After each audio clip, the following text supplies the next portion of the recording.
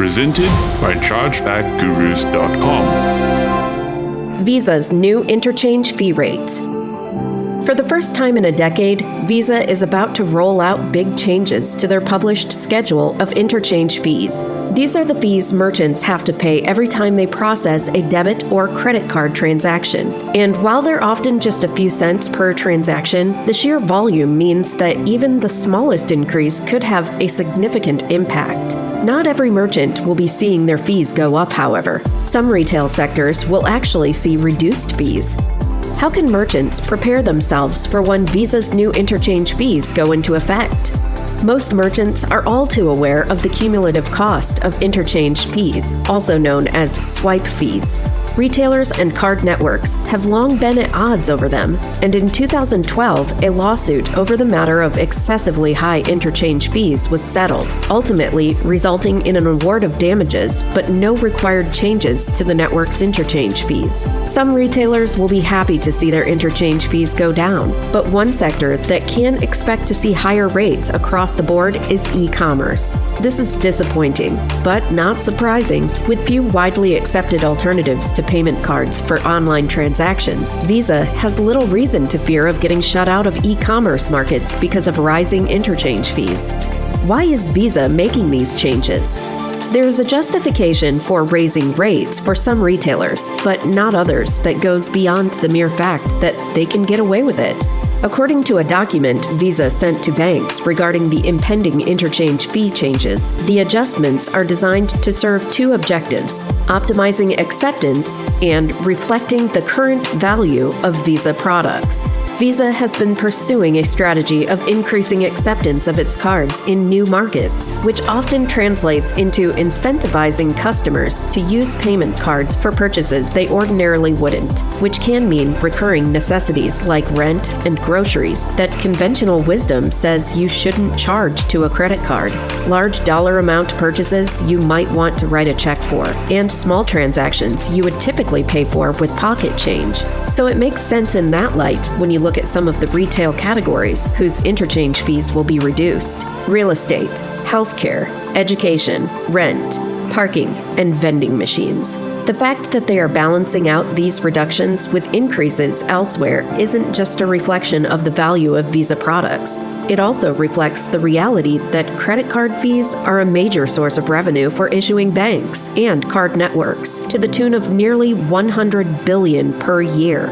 While card networks set the rates for interchange fees, they are actually paid to the issuing banks, who pass a share of fees along to the card network.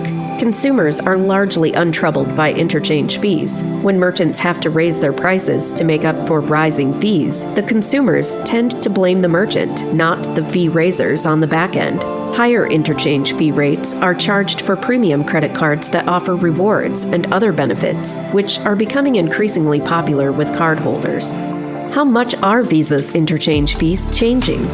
Visa hasn't published details about the rate changes yet, but journalists who were able to see the document Visa circulated to banks recently have been able to provide some specifics. The new rates are set to take effect in two stages, first in July and then in October.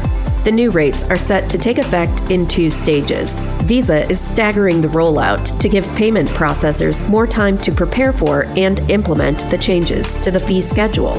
There are reports that Visa may delay the rollout due to the coronavirus pandemic. In the example provided, a merchant in a card-not-present environment processes a $100 transaction. Under the old rates still in effect, the interchange fee would be $1.90 for a regular payment card and $2.50 for a premium card. When the new rates take effect, the fees will go up 9 and 10 cents respectively, $1.99 for a regular card and $2.60 for a premium. The second example is a card-present environment, specifically a supermarket-type retail store. Here, a $50 transaction with a premium payment card incurs a fee of $1.15 at present, but this will drop to 77 cents under the new rates. These changes only affect Visa's published rates. Both banks and card networks will negotiate special rates with individual merchants in some circumstances. What should merchants do to prepare? The biggest question for merchants when changes like these are looming is whether or not to raise prices to recoup the profits they'll be losing to higher fees. Of course, there's no one-size-fits-all answer to this question. Government agencies that accept card payments are often stuck adding process fees as a separate charge, since they may be legally unable to raise their prices. Retail merchants may not find this to be a viable option.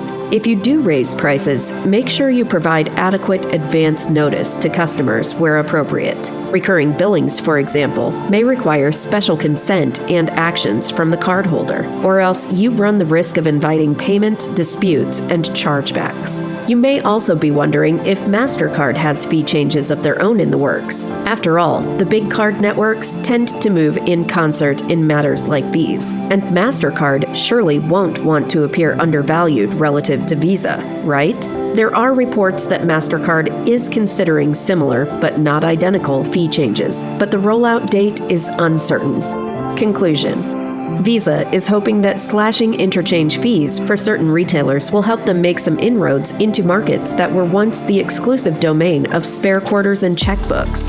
They'll probably succeed.